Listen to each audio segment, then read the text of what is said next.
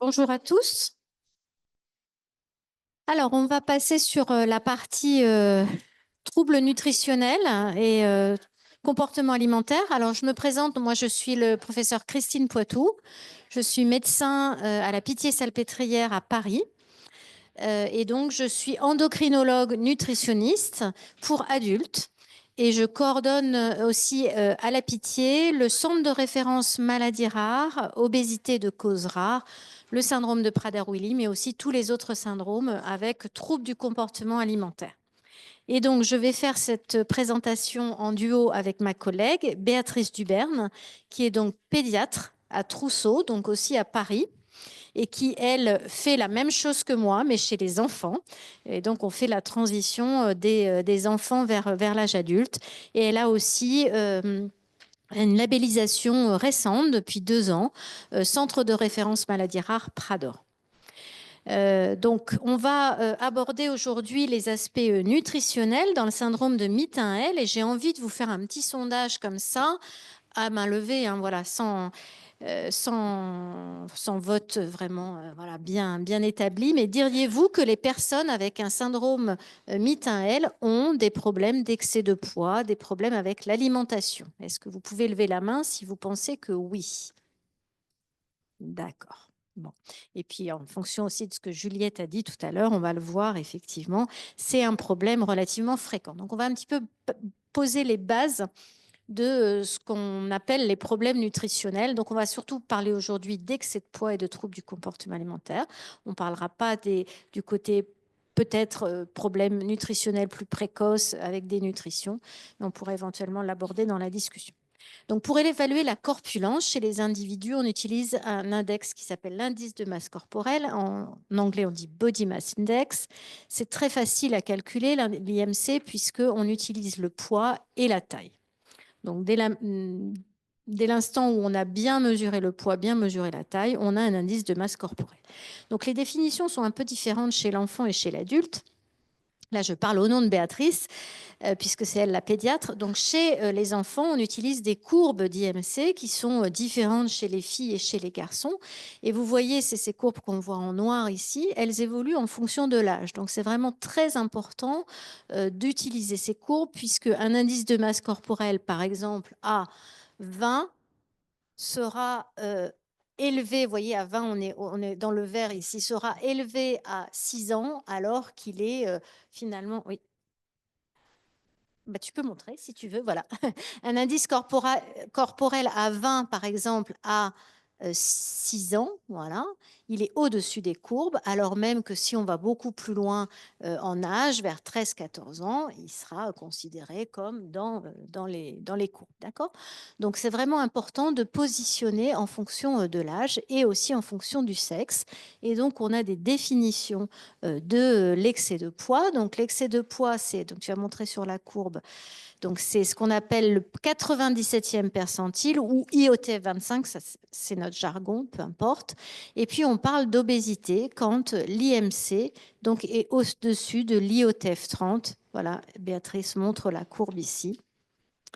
Tu peux peut-être montrer juste, parce que je ne sais pas si on voit très bien qu'elle descend cette courbe juste tracer la courbe de l'IOTF 30, voilà, c'est ça.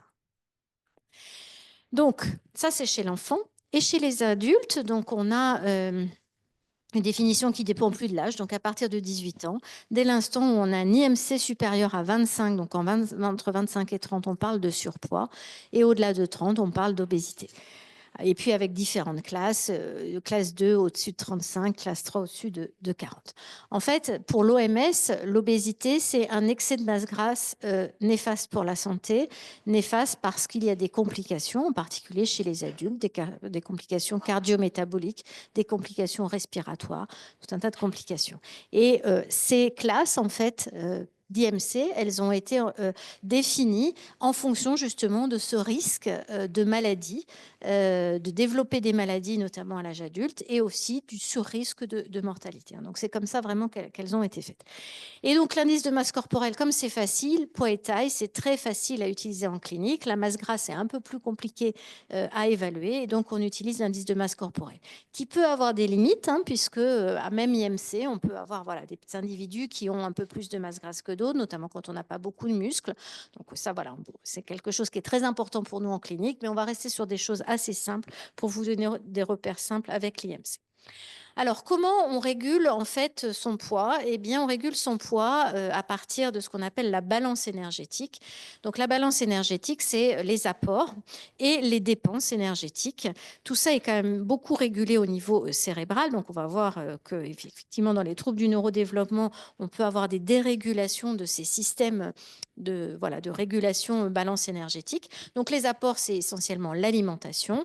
Et on peut va faire varier ses apports énergétiques en fonction des quantités de ce qu'on mange, de la qualité de ce qu'on mange. C'est ce qu'on appelle la densité énergétique. Parfois, pour des petits volumes, on a beaucoup de calories à l'intérieur. L'alcool aussi est aussi une source importante de calories. Et puis, les troubles du comportement alimentaire, on va y revenir assez longuement. Les dépenses, c'est avant tout le métabolisme de base. Donc ça, sans rien faire, sans bouger, quand on est allongé dans un lit, on dépense. Et ça, on dépense beaucoup en fonction de la masse musculaire. Et puis aussi, bien sûr, en fonction de l'âge, du poids, de la taille. Enfin, il y a des facteurs qui font varier le métabolisme de base, mais surtout la masse musculaire. Plus on a de masse musculaire, plus on va dépenser.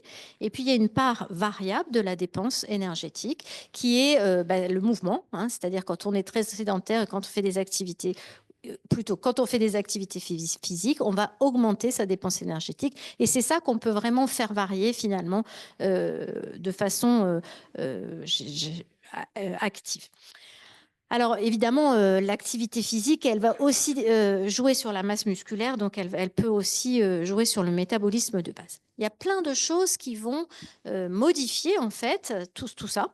Il y a les comportements individuels, il y a des facteurs psychologiques, il y a les émotions, il y a le sommeil. Hein, une bonne qualité de sommeil va beaucoup réguler toute cette balance énergétique, le tabac et certains médicaments.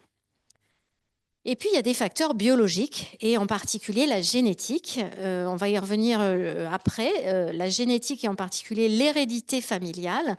On hérite tous, Juliette l'a dit tout à l'heure, on hérite tous des gènes de ses parents avec des variations qui ne sont pas forcément d'ailleurs pathologiques. Hein, il y a des variations dans les gènes, mais ces variations fréquentes dans les gènes vont donner un risque plus ou moins fort de développer des problèmes de poids en fonction bien sûr de l'environnement.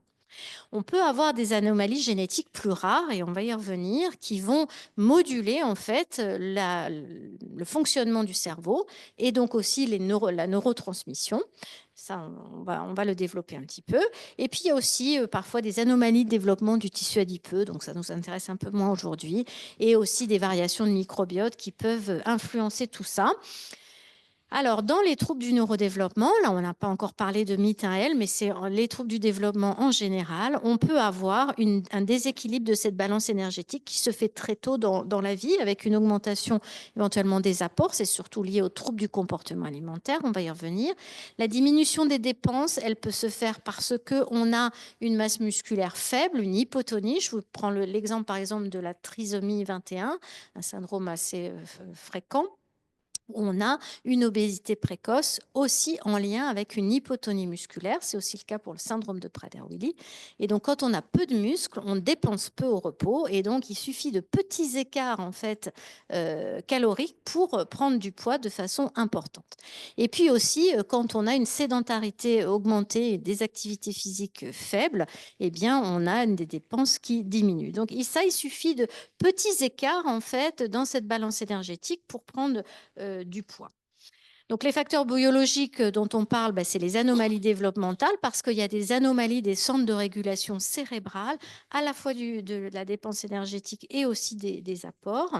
Et puis, on peut avoir aussi des troubles du comportement, des troubles neuropsychologiques, l'anxiété, la dysrégulation émotionnelle, certains troubles du sommeil qui peuvent altérer toute cette balance.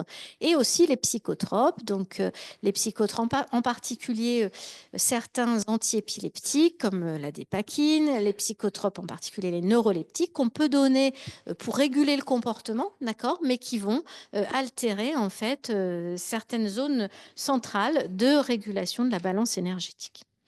Alors, je parlais de génétique tout à l'heure.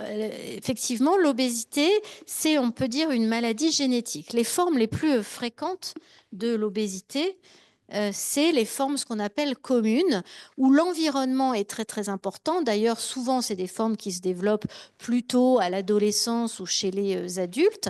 Et là, comme je le disais tout à l'heure, c'est une hérédité polygénique, c'est-à-dire qu'on a des variations très fréquentes dans les gènes hérités des parents. Donc là, en général, il y a des antécédents familiaux. Mais ce qu'on voit quand même dans ces gènes, il y en a beaucoup, hein, il y a plus de 1000 gènes qui ont été décrits et qui confèrent un risque à l'individu de développer une obésité. Eh bien, ces gènes-là, ils sont surtout présents dans certaines zones, on va y revenir tout à l'heure, zones ce qu'on appelle du système de récompense. Et puis, vous voyez qu'à gauche, c'est les formes plus rares d'obésité. Donc, où là, il y a un gène, c'est ce qu'on appelle les formes monogéniques, un gène avec une variation rare, d'accord, qui va conférer un risque très important. Donc, l'environnement va rester important, hein. Béatrice en parlera d'ailleurs tout à l'heure, l'environnement dans lequel on vit, l'alimentation, le cadre alimentaire, mais c'est quand même vraiment le gène qui pousse l'individu à prendre du poids. Et ce qu'on voit très souvent, c'est des gènes qui régulent en fait une zone très importante du cerveau qui s'appelle l'hypothalamus. Donc on va surtout se concentrer sur ça aujourd'hui. Donc, nous, on a décrit dans notre centre de référence Prador des obésités de cause rare. Donc, il y a un PNDS, on parlait des PNDS tout à l'heure. Donc, nous, on a écrit un PNDS obésité de cause rare. Donc, c'est un générique où on reprend un peu toutes les formes d'obésité de cause rare, dont le syndrome de Prader-Willi, le syndrome de Bardet-Biedl, l'X fragile. Et puis, vous voyez aussi qu'on a mis MIT1L dans ces formes rares d'obésité. Donc, où on a très souvent une obésité relativement précoce. Quand on dit précoce, c'est avant la puberté, des troubles du comportement alimentaire, on va y revenir, et très très souvent un trouble du neurodéveloppement. On disait tout à l'heure avec Béatrice, c'est en fait des obésités neurodéveloppementales. D'accord ? Donc, la régulation de la prise alimentaire, alors là, c'est un peu compliqué, tous ces schémas, mais on va essayer de simplifier dans les explications. Donc, il y a une régulation de base qui est l'hypothalamus. Je parlais de l'hypothalamus. Donc, l'hypothalamus, c'est une petite zone qui est dans le cerveau. Elle régule de façon homéostatique, c'est-à-dire qu'on va avoir des signaux de faim, des signaux de satiété. Une fois qu'on a mangé, on n'a plus faim jusqu'au repas suivant.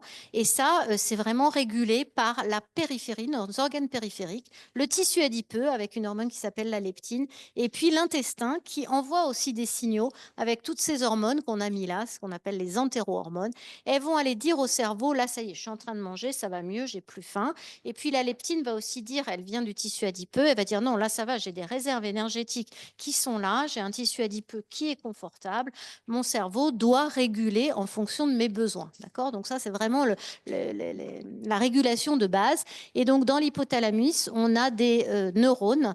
Donc, on ne va pas détailler hein, parce que tout ça est assez complexe, mais c'est ce qu'on appelle la voie leptine-mélanocortine, extrêmement importante dans l'hypothalamus et dans les obésités dites génétiques, obésités de cause rare. C'est ces neurones-là qui sont altérés.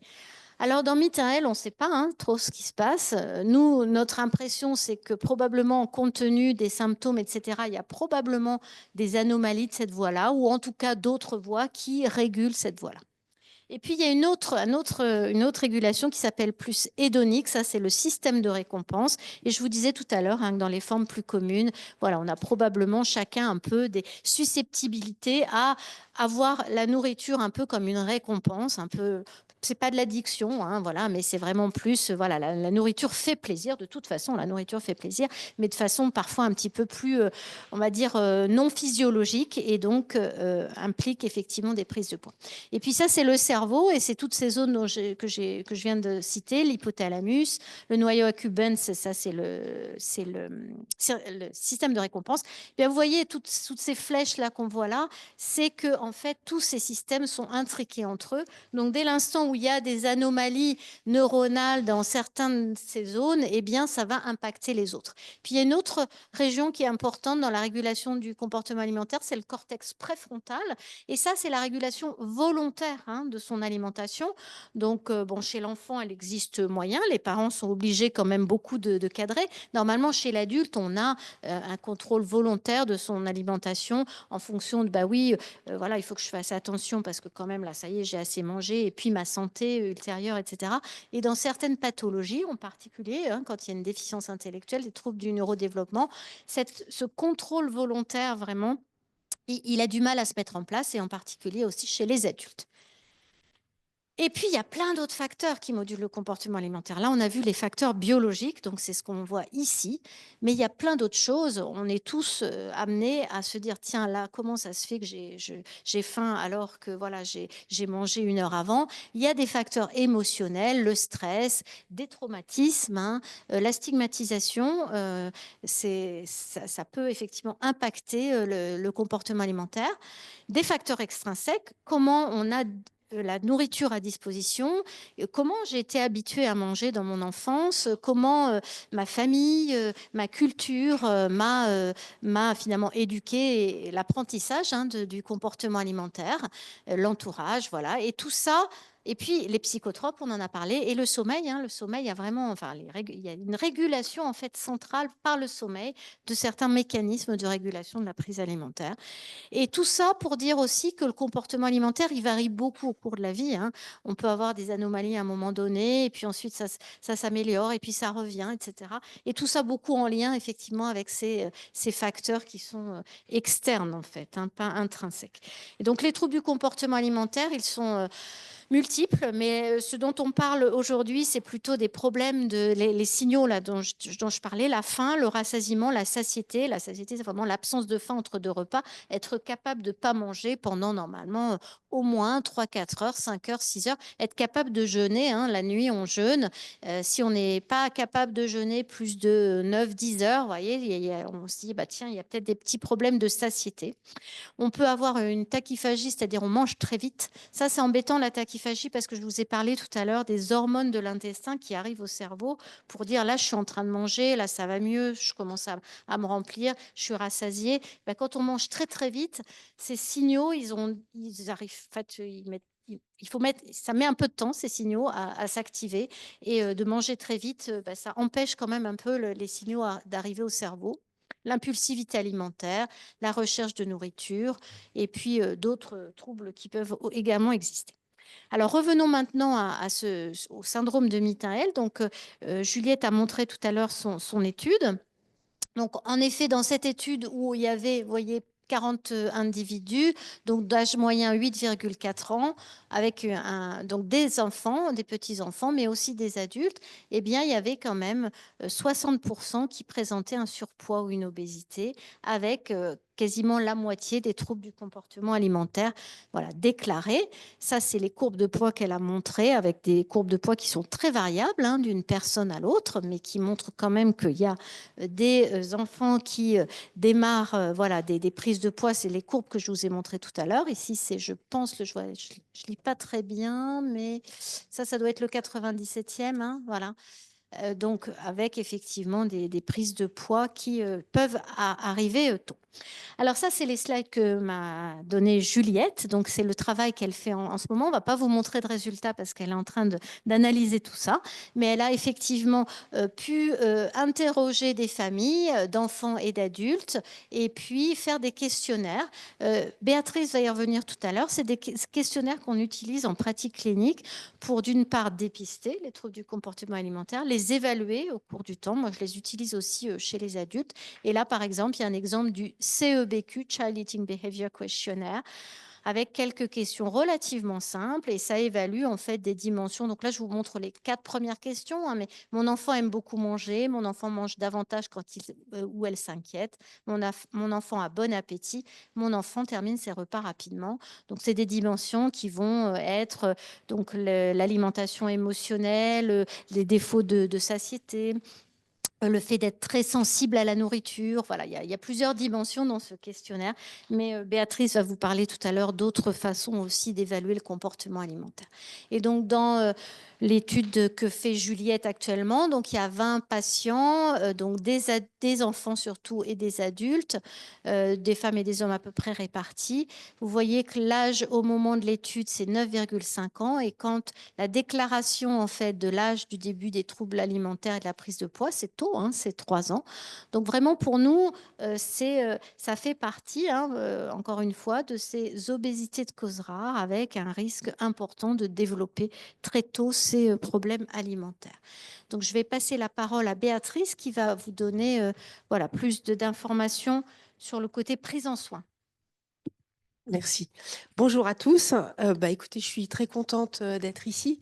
Et c'est vrai qu'en tant que pédiatre, comme vient de le dire Christine, et grâce au travail de Juliette, on voit bien que les problèmes d'alimentation finalement commencent très tôt dans la vie, très tôt dans l'enfance. Et en tant que pédiatre qui s'intéresse beaucoup à la nutrition chez les enfants, c'est vrai qu'on rencontre des familles qui sont capables de nous décrire en fait très vite les problèmes de comportement alimentaire de leur enfant.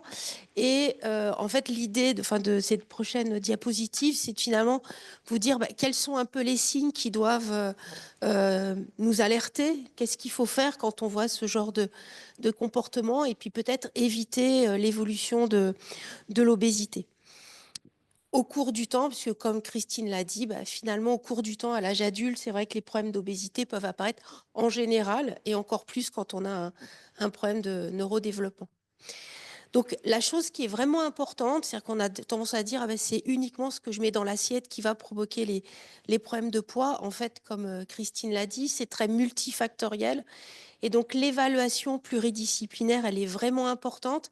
Et nous, dans l'équipe, et c'est ce sur quoi on plaide, enfin, voilà, on essaye de développer ça, de transmettre aux collègues, c'est qu'il faut vraiment une évaluation complète qui va passer à la fois déjà de regarder la courbe d'IMC, comme on vous l'a montré, pour essayer de voir depuis quand, en fait, il y a une accélération du problème de poids, parce que dans ce qu'a montré Juliette, c'est-à-dire que la déclaration des problèmes d'alimentation, c'est 3 ans, puis finalement, le diagnostic génétique, c'est plutôt vers l'âge de 8 ans. Donc, il y a ces 5 ans où il se passe des choses et qu'on a du mal un peu à mettre en relation l'anomalie génétique, les problèmes de poids. Et c'est vrai que moi, de reprendre la courbe d'IMC en montrant ce genre de profil, par exemple, ça permet un petit peu de reprendre l'histoire et d'essayer de voir à quel moment les problèmes de poids ont commencé, où est-ce qu'il y a eu des changements dans le quotidien, dans le comportement alimentaire. Donc cette évaluation médicale, elle est vraiment importante. La sédentarité, l'activité physique. Et puis vous voyez que, en fait, grâce à de nombreux autres professionnels, ça ne doit pas être qu'un médecin, on va tout évaluer. Le cadre alimentaire, je reviendrai dessus, l'accès à la nourriture. Alors, je vais vous parler beaucoup d'enfants, mais c'est pareil pour les adultes. Est-ce que les patients ont accès facilement à la nourriture? Donc, c'est une cuisine ouverte, c'est une carte bleue parce qu'on a envie que nos enfants deviennent autonomes. Mais finalement, quand il y a de l'argent de poche, une carte bleue, on facilite des achats peut-être un peu compulsifs qu'on aimerait contrôler. L'intolérance à la frustration qui fait que dans certaines situations, pour calmer le jeûne, on va donner à manger. Donc de se poser la question, est-ce que de donner à manger doit être une récompense ou une façon de calmer son enfant? Vous voyez, c'est des petites choses qu'on essaye d'interroger, de voir, parce que en voulant faire au mieux, parfois on va avoir des habitudes qui peuvent avoir un impact sur la prise de poids de son enfant et du jeune. Et donc d'essayer de trouver finalement des moyens de récompenser son enfant, de calmer son enfant autrement que par la nourriture. Et puis nous, on essaye d'essayer de mieux comprendre le comportement alimentaire. Donc ça passe par par les questionnaires parce que quand on veut améliorer le comportement alimentaire, en tout cas avoir un levier, il faut comprendre toutes les dimensions du comportement alimentaire, comme Christine vous l'a dit. Est-ce que c'est de voir l'alimentation qui stimule l'enfant? Est-ce que c'est les quantités? Est-ce qu'il mange vite? Est-ce qu'il ne peut pas se contrôler? Et tout ça, en fait, ça va être important de l'explorer. Donc, et chaque personne est différente pour pouvoir donner des conseils personnalisés. Et puis, il y a tous les faits, bon, je ne vais pas revenir là-dessus, on en a déjà parlé, les aspects culturels. On sait que dans certaines cultures, la vision du poids est différente. C'est-à-dire que dans certaines cultures, avoir un enfant rond, etc., c'est plutôt un signe de bonne santé. Dans d'autres, c'est différent. Et donc, nous, en tant que professionnels, on doit aussi s'adapter à ça. Et puis aussi dans la famille, est-ce qu'il y a des problèmes de poids aussi dans la famille? Vous voyez, donc, il y a toute une histoire à reprendre. Est-ce que la famille est prête à entendre les changements? Parce que moi, je dis toujours, on va vraiment... on demande quand même à changer des modes de vie, en fait. On va dans l'intimité des gens, quand même. Donc, est-ce que les familles ont envie, sont prêtes à faire des changements dans l'intérêt de leur enfant et de toute la famille, on va dire, et de voir un petit peu les lieux de vie, parce que ça, il y a une chose sur laquelle je vais insister, c'est que toutes ces mesures, il faut qu'elles soient cohérentes et qu'elles soient dans tous les lieux de vie de la personne, à la maison, mais aussi à l'école, et aussi chez les grands-parents, et aussi chez les tatas, parce que pour qu'il y ait une cohérence pour l'enfant. Je parle beaucoup d'enfants, excusez-moi, mais c'est pareil pour les adultes, pour qu'il y ait une cohérence et que finalement, tout le monde applique les mesures qu'on essaye de mettre en place. Alors, comment évaluer le comportement alimentaire? Christine a parlé des questionnaires, mais c'est vrai que comme le diagnostic, quand on a le diagnostic, on peut passer les questionnaires, mais parfois, il n'y a pas le diagnostic, ça a bien été montré. Donc, bon, là, vous n'êtes pas concernés puisque vous êtes tous là et il y a un diagnostic qui a été fait pour vos enfants. Mais juste pour montrer, nous, comment j'aborde les choses, c'est qu'on essaye vraiment. Il se trouve que voilà, moi je travaille beaucoup avec les neurogénéticiens, donc je vois parfois des enfants pour lesquels il n'y a pas encore eu de diagnostic, mais qui ont des problèmes de poids. Et c'est vrai que quand on a un trouble du neurodéveloppement, des problèmes de poids, tout de suite, on essaye d'accompagner les familles. Et voyez, on essaye vraiment de mieux comprendre les différentes dimensions. Et ça reprend ce qu'a dit Christine, c'est est-ce que mon enfant a des obsessions pour l'alimentation? Parce que parfois, les parents n'en ont pas pris conscience. Est-ce qu'il mange beaucoup? Est-ce qu'il est très sensible à ce qui a attrait à l'alimentation? Parce que parfois, ça peut être juste, on va avec son enfant au supermarché faire des courses. Et on voit qu'en fait, l'hyperstimulation, les lumières, le fait d'avoir énormément d'offres alimentaires va faire qu'il ne peut pas se contrôler, en fait. C'est une hyperstimulation. Et donc, ça peut être des moments difficiles à vivre en famille. Et ça fait partie des troubles du comportement alimentaire. Et puis, vous avez d'autres questions. Là, c'est une autre façon. C'est un questionnaire de score de faim. Donc là, il faut avoir un petit peu plus on va dire, de réflexion autour du comportement alimentaire parce qu'il faut être capable de dire est-ce que j'ai faim, pas faim. Moi, je trouve que ces questions, elles sont difficiles même quand on n'a pas de troubles du neurodéveloppement. Est-ce que j'ai faim, pas faim, un peu, beaucoup, pas évident. Mais ça peut être aussi un moyen d'avoir un curseur pour essayer de voir ces sensations de faim. Et c'est intéressant, par exemple, si on met en route des traitements. Donc là, on a parlé de certains médicaments, mais je pense que de voir l'impact de certaines molécules sur ces questions, vous voyez, de est-ce que j'ai faim, pas faim, c'est intéressant pour voir si le médicament a un impact sur les sensations de faim. D'autres échelles, vous voyez, on va aussi poser des questions. Et ça nous permet d'évaluer. Vous voyez, est-ce qu'il est excessivement préoccupé? Donc, vous voyez, on n'est pas, je vais absolument pas vous parler de légumes et pas du tout. Même pas en rêve. En fait, c'est pas la question de ce qu'on met dans l'assiette, c'est important, mais en fait, c'est plus la question du comportement et comment l'enfant va réagir vis-à-vis de l'alimentation et comment on va contrôler juste simplement les quantités d'alimentation. Parce que s'il est très préoccupé, vous voyez, il mange entre les repas, il mange en cachette, etc. Et puis, il y a un autre questionnaire qui est intéressant. Je pense que celui-là, vous l'avez passé, il me semble, ce qui est le questionnaire de Dykens, qui est plus particulier. Il évalue, lui, l'hyperphagie, c'est-à-dire le fait d'avoir vraiment des comportements en rapport avec une recherche active de nourriture, le fait d'être très préoccupé par l'alimentation. Donc, vous voyez qu'en fait, grâce avec cette évaluation, on a différentes dimensions qui sont évaluées. L'impulsivité, l'intolérance à la frustration, l'hyperphagie. Et donc, nous, ça nous permet de mieux comprendre pour apporter des réponses un peu plus précises. Dans ce questionnaire de Dykens, le seuil pathologique, c'est 19. Et ce qui est intéressant dans ce questionnaire, c'est qu'il y a aussi la dimension de l'émotion. Voilà, de l'émotion, quand on est anxieux, on va avoir envie de manger, etc. Et je crois que dans le syndrome mitral, les enfants sont très anxieux, si j'ai bien compris. Enfin, et donc, ça peut être aussi un moyen, voilà, ça peut être quand il y a beaucoup d'anxiété, l'alimentation peut être là aussi pour, voilà, ils ont du mal à se contrôler, quoi, ils sont pas bien. Et on le voit dans d'autres situations. Alors maintenant, quand on a dit ça, comment on fait? Voilà, c'est bien de dépister, mais en pratique, comment on fait? Alors en fait, avec la lecture, l'expérience, de partager aussi avec l'équipe de Christine, etc. Il y a 4 choses qui sont vraiment importantes et c'est vrai qu'il faut essayer de le mettre le plus tôt possible en marche parce que déjà à l'adolescence et même à l'âge adulte, c'est encore plus difficile quand les habitudes sont là. Et donc, dès qu'on dépiste ces petits signes de troubles du comportement alimentaire, il faut mettre en place très vite les 4 axes qui sont importants, qui vont être contrôler, limiter l'accès à la nourriture. Donc, je vous montrerai des choses précises en fonction de l'âge. Maintenir les rythmes alimentaires, instaurer un cadre alimentaire. Et là, vous voyez, je vous ai mis une petite assiette compartimentée. Et donc, il y a comme une ritualisation autour de l'alimentation pour travailler là-dessus, faire un levier et que l'enfant comprenne ce qu'il doit manger, c'est dans ce petit plateau et c'est pas en dehors. Voyez, et donc, ça permet d'être un levier aussi en termes d'éducation, dire non, on a dit que c'était ça, c'est pas autre chose. Ça permet d'anticiper aussi les situations à risque. Contrôler le comportement en général, l'anxiété, on en a parlé, donc ça c'est en général. Lutter contre la sédentarité, ça on travaille beaucoup là-dessus. Alors, sur vos enfants, on a compris, comme les souris, sont un peu hyperactives, mais peut-être c'est pas le cas de tous les enfants et c'est important qu'ils bougent le plus possible, le plus tôt possible pour avoir des masses musculaires suffisantes et puis se coordonner entre tous les acteurs. Alors les acteurs institutionnels, mais aussi les acteurs familiaux.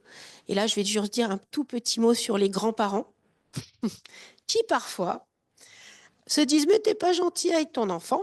Mais si, mais il faut lui dire aux grands-parents que non, c'est pas leur rendre service en fait de les laisser prendre du poids et que papy et mamie ou grand-père et grand-mère, faut aussi qu'ils fassent la même chose et que ce n'est pas punir leurs petits-enfants que de faire attention à l'alimentation. On pourra en reparler après. C'est pas si simple, hein. Plus facile à dire qu'à faire. Ou les belles-mères parfois. Voilà. Alors, je rigole. Alors, comment maintenir les rythmes et instaurer le cadre alimentaire? C'est sûr que c'est ce qu'on a développé dans le PNDS. Et en fait, c'est sûr qu'en fonction de l'âge des patients, bien sûr, ça va être différent.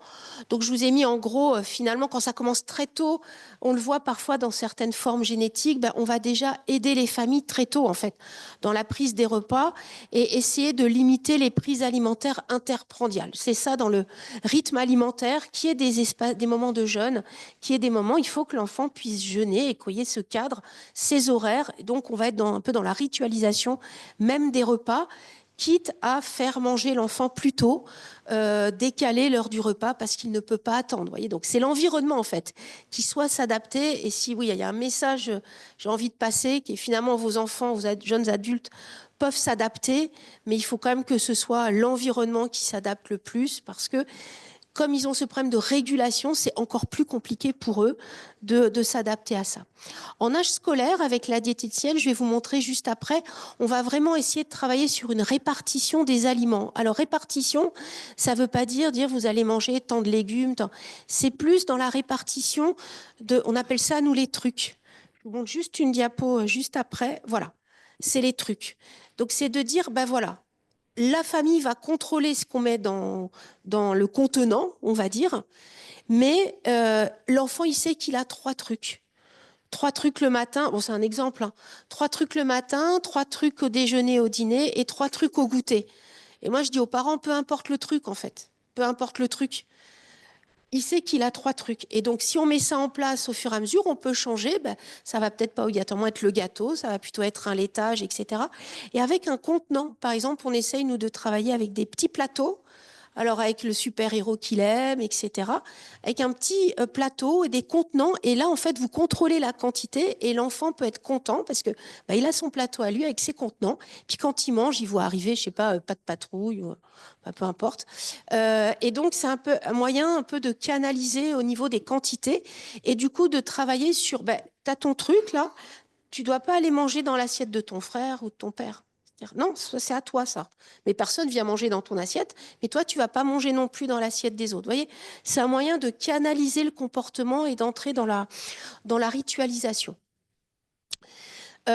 Beaucoup les menus, le pictogramme, on travaille beaucoup sur l'anticipation des situations à risque, c'est-à-dire quand on ne sait pas trop comment ça va se passer, d'anticiper. C'est une grosse charge mentale hein, pour les familles, mais d'essayer d'anticiper le buffet à volonté du mariage ou du all inclusive à l'hôtel. Par exemple, je pense qu'il faut, je dis pas qu'il faut pas aller à l'hôtel et aller dans les mariages, mais anticiper, mettre un cadre, négocier avec son enfant, en disant ça va se passer comme ça, bah, tu as le droit à ça. Donc, bon, voilà. Donc, tout ça est nécessaire pour essayer de contrôler au mieux et planifier.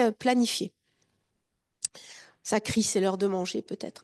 La ritualisation, les stimuli visuels, et puis à l'âge adulte, c'est à peu près pareil.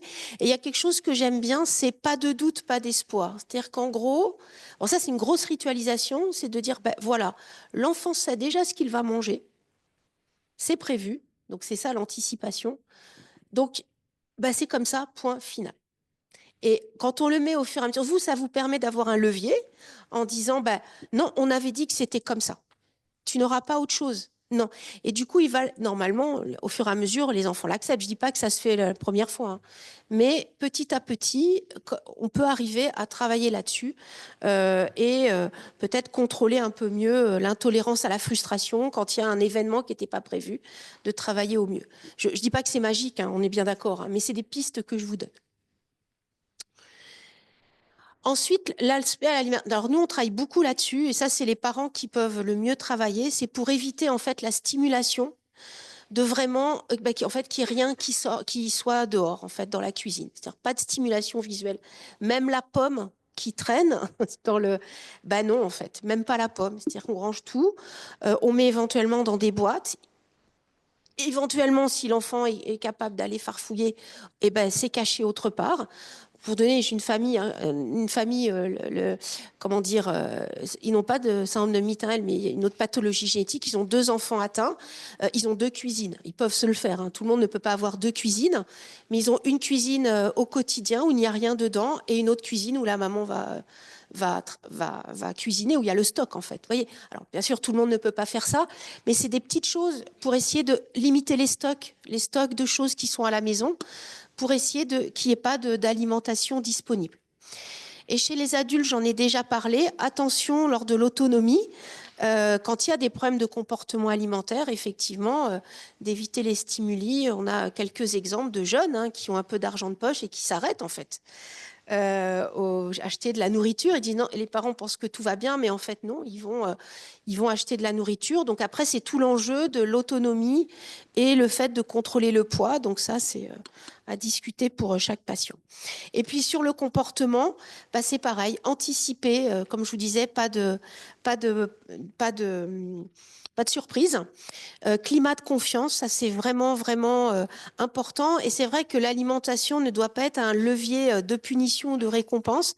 Ça, je fais important. Bon, c'est vrai que parfois, quand des enfants ont des troubles du comportement alimentaire, on sait qu'on va les stimuler en disant, regarde, tu vas, moi j'entends des fois des parents dire, tu viens, on va aller à l'hôpital, ben, si bien tu t'es bien comporté, on va aller manger une glace. Ben, moi, ça m'embête, je dis rien, mais ça m'embête qu'on associe venir à l'hôpital et manger une glace, vous voyez. Je préférais que, je sais pas, autre chose. Mais après, on fait comme on peut hein, en tant que parent. Je ne suis pas du tout dans le jugement, hein. Je sais que c'est pas évident. Alors, du coup, on a développé des... Vraiment, c'est à mettre très tôt à la maison. Je crois que ça, c'est la prévention. La prévention, je vais terminer par vous dire que ça marche hein, quand on essaye de mettre en place les choses. Il faut essayer de démarrer le plus. La ritualisation, réfléchir au rythme alimentaire. C'est vrai que là, on est du coup dans l'absence dans l'anticipation. Réfléchir aux écrans, à l'ambiance. La ritualisation, c'est un petit document qu'on a fait et que je pourrais... Enfin, certaines familles, je pense long, mais on peut le transmettre via l'association si vous voulez, il n'y a aucun souci. Pour en fait donner des conseils simples en fait autour de l'alimentation. Je diminue l'exposition alimentaire de mon enfant et ça marche aussi pour les adultes. Hein. Situation à risque, l'école, les commerçants, les amis, et puis j'anticipe les sorties occasionnelles. En fait, c'est juste, on ne dit pas que les gens doivent changer de vie, mais voilà, de penser qu'il va y avoir des situations à risque et d'essayer d'anticiper. Le sport, hyper important. Donc ça, dès qu'ils sont tout petits. Et c'est vrai qu'on se disait tout à l'heure par rapport à l'hypotonie, je pense qu'il faut que on parle beaucoup à mes collègues neuropédiatres, neurogénéticiens sur la kiné. Je sais qu'ils le font. Hein. Je vous regarde, je crois que vous êtes neuropédiatre. Mais qu'ils insistent beaucoup. C'est-à-dire la kiné psychomote et le sport tout de suite, dès qu'il y a une hypotonie. Alors pour le développement psychomoteur, mais aussi pour la prévention du poids. Je pense que c'est quelque chose qui doit entrer dans la prise en charge classique. Et ça doit se continuer tout autant. Et il y a de plus en plus maintenant de choses autour d'activités physiques adaptées. Alors il faut trouver, hein, c'est un peu la croix et la bannière malgré les Jeux Olympiques, hein, avec l'inclusion. Hein. On est d'accord. Il y a beaucoup de com, mais pas beaucoup d'action en fait. Mais bon, voilà, il faut chercher, on peut trouver, et ce sera pareil à l'âge adulte dans les IME. Moi, j'essaye de faire en sorte que quand l'enfant est en IME, il ait du sport tous les jours en fait, même si c'est de marcher. Tous les jours, tous les jours. Alors ça peut marcher, voilà. Vous voyez, il y a eu le diagnostic, une évolution du poids, et vous voyez, globalement, quand même, il y a une stabilisation, une amélioration une amélioration de la courbe d'IMC de ce patient, vous voyez, qui retourne dans les courbes normales, où là, au lieu que la courbe, elle continue à faire ça, l'enfant est toujours en surpoids, mais il y a quand même une stabilisation, et ça, c'est plutôt positif. Et juste pour terminer, ce sera ma dernière diapo, vous voyez, là, il y a une petite accélération, et le patient, il a 12 ans. Et en fait, là, il y a un autre enjeu qui est l'adolescence, qui est ce qu'on appelle la transition. Et alors là, c'est aussi la période de tous les dangers. Pour les parents peut-être d'enfants un peu plus jeunes ou de ceux qui l'ont vécu. C'est la période de tous les dangers où là, en fait, il va y avoir des envies d'autonomie, il va y avoir des modifications de comportement. Et c'est vrai que on le voit aussi au niveau du poids. Il y a souvent des prises de poids au niveau de l'adolescence. Et c'est vrai qu'on se dit que si on réussit à mettre des choses en place avant, c'est quand même sûrement mieux que de le faire au moment où il y a des prises de poids importantes à l'âge adulte. Et je terminerai là-dessus. Je vous ai dit tout au long de la vie, le plus tôt possible. Mais il faut vraiment, vraiment travailler avec des services d'adultes qui connaissent bien les troubles du comportement alimentaire et l'obésité de l'adulte pour pouvoir faire cette transition ensemble et finalement que le patient soit tout au long de sa vie accompagné avec une équipe qui connaît à la fois l'anomalie génétique, mais aussi toute la problématique autour du poids. Et c'est vrai que c'est pas évident. Hein, ça commence à se faire avec les centres maladies rares, mais c'est pas évident en Europe notamment. Donc voilà, je vais terminer là-dessus. Christine, ou tu veux conclure? Voilà. Donc pour dire, voilà, l'obésité, vous avez vu, c'est très complexe. Ça prend en charge des tas de choses, en particulier quand il y a un trouble du neurodéveloppement. Donc on a fait ce PNDS pour aider les collègues, mais c'est vraiment, vraiment un accompagnement tout au long de la vie. On essaye toujours de faire en sorte que la prise de poids ne soit pas trop rapide avant l'âge adulte, parce que c'est là qu'on voit les complications. C'est très rare, hein, les complications en pédiatrie liées à l'obésité.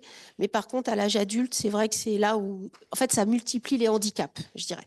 Voilà, c'est quelque chose d'éviter de multiplier les handicaps, le handicap lié au trouble du neurodéveloppement, l'insertion, et en plus le handicap lié au problème de poids. Donc voilà, donc il y a des centres qui s'organisent, des centres de référence, des centres. Il faut se rapprocher du centre spécialisé obésité qui a sur tout le territoire, où il y a des pédiatres, des médecins d'adultes. Il y a aussi les centres de référence Prador qui sont un réseau vraiment centré sur la prise en charge des obésités avec troubles du neurodéveloppement. Alors c'est pas la même filière, handies rares, déficience, mais enfin c'est globalement presque les mêmes personnes. Et puis il faut une équipe, et voilà, on terminera là-dessus. Ça c'est l'équipe de Trousseau. Alors, on a cette chance d'être dans le même GH, donc on est à 4 stations de métro. Donc, c'est pas grand-chose à Paris. Ça, c'est l'équipe de Trousseau avec des psychologues, diététiciennes, psychomotriciennes. J'ai beaucoup de chance. Diététiciennes, voilà. Des collègues pédopsychiatres, etc. Et puis, nous, on fait la transition. Oh, pardon. La transition dans le service d'adultes. Et je vais laisser Christine conclure avec son équipe. Non, voilà, mon équipe, pareil, hein, une équipe multidisciplinaire avec diététicienne, psychologue, on n'a pas trop chez les adultes, mais on travaille avec Boris Chaumette à Sainte-Anne, et puis des infirmières, un infirmier de coordination là qu'on a depuis 1 an, ça c'est vraiment hyper important, et aussi en soutien aux familles pour le parcours de soins. Parce qu'en fait, ce qu'on voit chez les adultes aussi, dans ces formes d'obésité avec troubles du neurodéveloppement, c'est effectivement le début quand même des complications, voilà, 25, 30 ans, 35 ans. Et là, effectivement, le parcours de soins peut un peu se complexifier. Donc, c'est important d'être bien inséré dans un parcours de soins. Voilà, merci. Et puis, on est bien sûr là pour vos questions.